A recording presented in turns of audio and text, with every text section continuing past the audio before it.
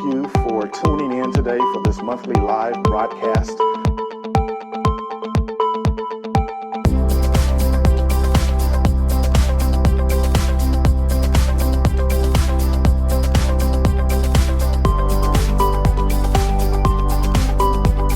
We are about equipping world-changing disciples.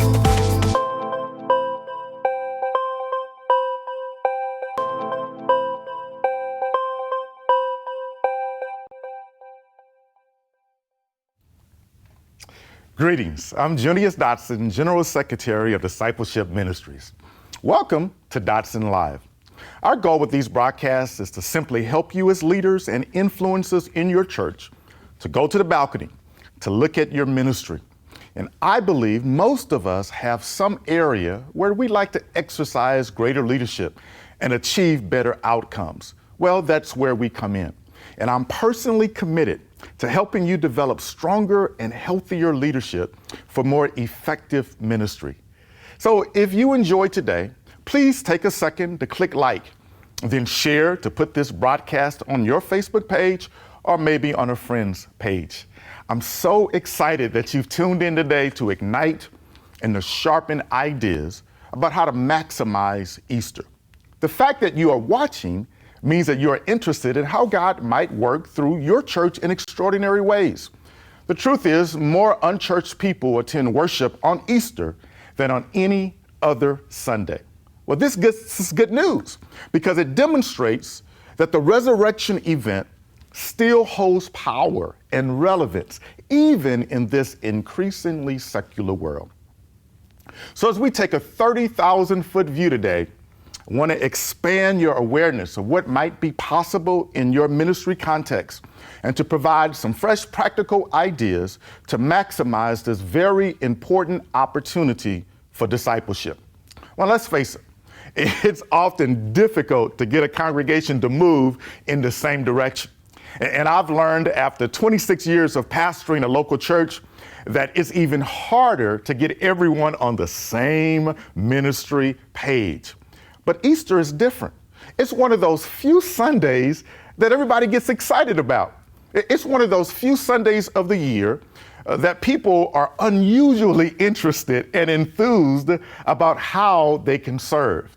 This is one of the times of the year where people will actually come up to you and say, "Pastor, tell me, how can I serve?" Or talk to another church leader. "Do you need me somewhere in your ministry area?" I believe it's because Easter reminds us of our why. It is an instant reminder of the power of the gospel to reach people in order to change and transform lives. There is something powerful about the testimony of a new believer that begins with, "I accepted Christ on Easter Sunday when I attended your church." Nothing gave me greater joy than hearing somebody's story about how their first encounter with the gospel was the Sunday they showed up on Easter. Nothing excites me more than being in a small group with someone who says my journey began because somebody invited me to church on Easter. Hey, I hope you're taking notes today, but this recording will be available after we finish. And here's where we start. Vision. The question is, what is your vision for Easter? I'm inviting you to do something different. Why not dream big and do everything you can to harness the power of Easter Sunday to reach new people and make disciples? And I would submit to you that a clear and compelling vision for worship will help rally people and resources to effectively reach new people. This vision should be shared between now and Easter in as many settings as possible. You have to build momentum. You have to create a sense of expectation as we are building or making our way through this Lenten season and as we are quickly approaching Easter Sunday. So create a vision for your worship experience on Easter. Here are a couple of examples. One church said they wanted to create a dynamic and unique and vibrant worship experience that would feature a mass choir, a special drama presentation, a children's dance ministry interpretation of the resurrection, and that they would be intentional about creating a welcoming atmosphere where possibilities would be realized and transformation would take place, and people would be invited to take next steps. Another church simply said they wanted to maximize their collective effort. They were planning on having a combined worship experience at a neutral place in the community on Easter that would allow them to reach new people and to remind their church about the significance of their mission. So I believe if you have a compelling vision for worship and you share this over and over again in as many settings as possible, you're going to get people excited about Easter. You're going to rally the entire congregation to participate in this effort. So that's number one. You begin with vision. Number two is you want to remind people again of why we're doing this. Again, we're bringing more specificity to the why. Here are a few reasons why we do an all-out effort around Easter. Beliefs. We believe people matter to God, and that our core values as a church should lead us to take risks and to seek innovation in ministry. So as you connect what you're doing, you're bringing specificity to the why. Connecting, believe in the significance of our mission. People are attracted to crowds. Now, I want to pause here for a second to say the question always goes back to this. Why does this community need a church? Bring it down deeper. Why does this community need your church? And so as you begin to share that, the significance of your mission, then you are reminding people in your congregation of why it is so very, very important that they participate in this effort. Third reason is impact. We believe that capturing the attention of the community will help people, point people toward God and help advance the mission of a local congregation. I mean, what better way and better opportunity to have impact and to demonstrate your impact than on Easter Sunday. Now, here's number three. And number three is simply getting the word out. Now, I want to remind you that you can have the greatest worship experience ever. You can have and do a ton of planning, but if no one knows about it, then you've wasted effort. So you have to get the word out. And Easter is the time of the year where you would want to intensify your efforts at getting the word out. First, people are more likely to attend your church for the first time. Second, people are intentionally looking for a place to worship on Easter. Did you hear that? People are looking for a place to worship on Easter. So this is a unique time to maximize any intentional marketing effort. Now, as I thought about this broadcast today, I just brainstormed, and there are 13 ways to get the word out. Now, I bet you could think of even more, but here are 13 ways that I just thought of, and I would invite you to add to this list. Now, remember to use as many of these methods as you can, but here's the good news. The good news is that many of these are absolutely free. All they require is just a little effort. Here's number one, the easiest of all, word of mouth. This is the result of sharing vision. Because as you share vision, people get excited. And as people get excited, they share with their friends. And some of the most fruitful ways to disciple people is to find those who are most open to the gospel. Well, guess what? These are the people who are already in our circle of relationships. These are our friends. These are our coworkers. These are our relatives. So word of mouth, again, is one of the most effective ways to get the word out. Number two is in-house marketing. Your bulletin, your announcement loop, posters around the church, e-blast. I mean, whatever that vision is for Easter, and if you're working on a particular thing, just be intentional about all of those elements that you continue to communicate those all around your church campus. Here's number three, website.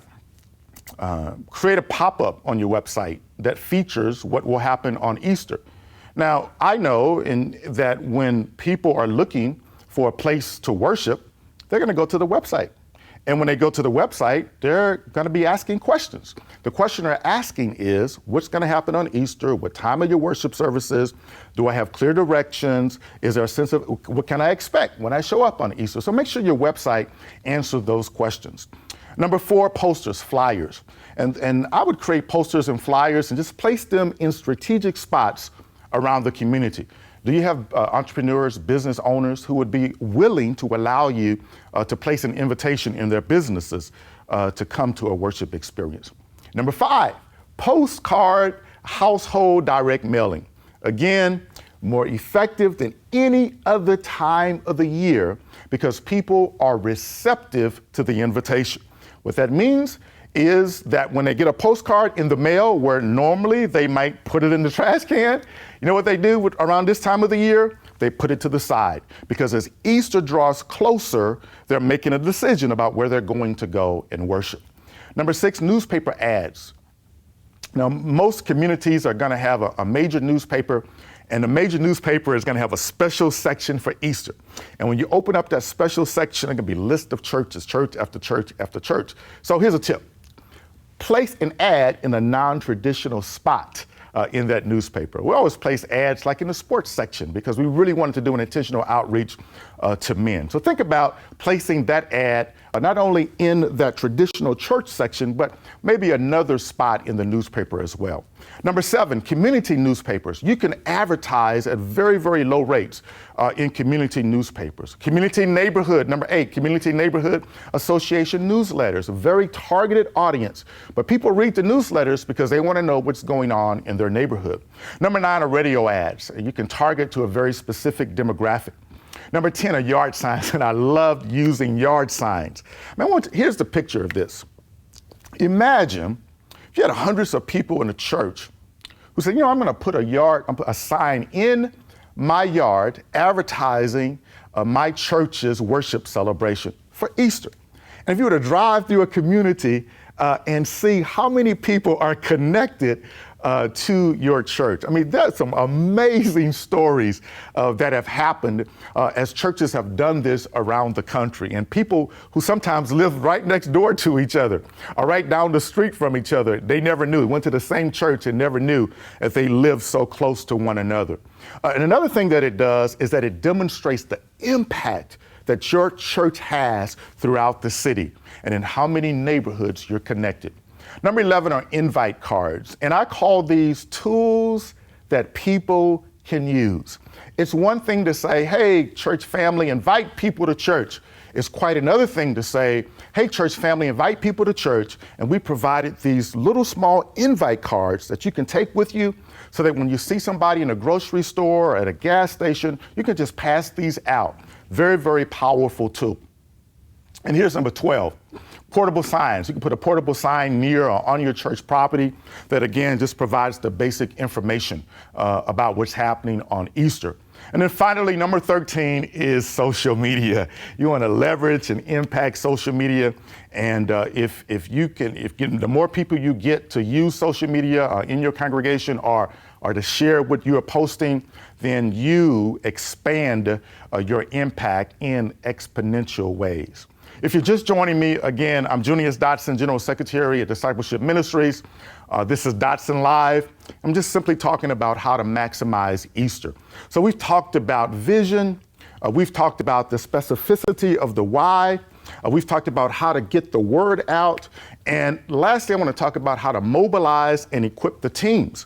The greatest benefit in an all-out effort to maximize Easter is mobilizing and equipping teams. There are so many possibilities here that literally I can do a whole broadcast on just this subject. This short-term, all-out effort gives a church an opportunity to innovate how they approach ministry. So don't think about ministry positions here. Think, what are the essential teams needed for us to do effective ministry for this Easter Sunday? Think about your worship team. Who do you need for sound and media, ushers and greeters? What type of children's ministry are you offering? Liturgists, who's going to be involved in the service? Music teams. So that's one area. Community engagement team. These are the people who'll be focused on getting the word out.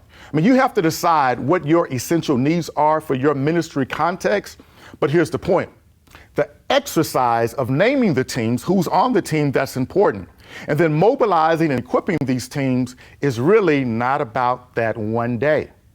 It's about an opportunity to challenge them around intentional discipleship, spiritual formation, It's about helping persons to make the shift from castle tending to kingdom building. It's helping them to see the people that they are preparing to welcome into a loving relationship with Jesus. When you do this in intentional ways, people are no longer just going through the motions. They are actually taking the time to think about how are we intentionally preparing to welcome and to receive new people into our midst. Trust me, the investment in this effort will outlast whatever happens on Easter Sunday. So friends, this is just the beginning of planning to have your best Easter ever. But be sure to tune in next month, because I'll be talking about how to shape the actual Easter worship experience to ensure that you capture the information of your first-time guest, that you're intentional about welcoming, and then about how to invite people to take next steps with intentional discipleship in mind. I am so excited about your future and the future of your church and the future of your ministry. Thank you for trusting me with this time today, and I'm praying for your effort in the weeks to come, and I look forward to seeing you next month. This has been a production of Discipleship Ministries, an agency of the United Methodist Church. Visit us online at umcdiscipleship.org.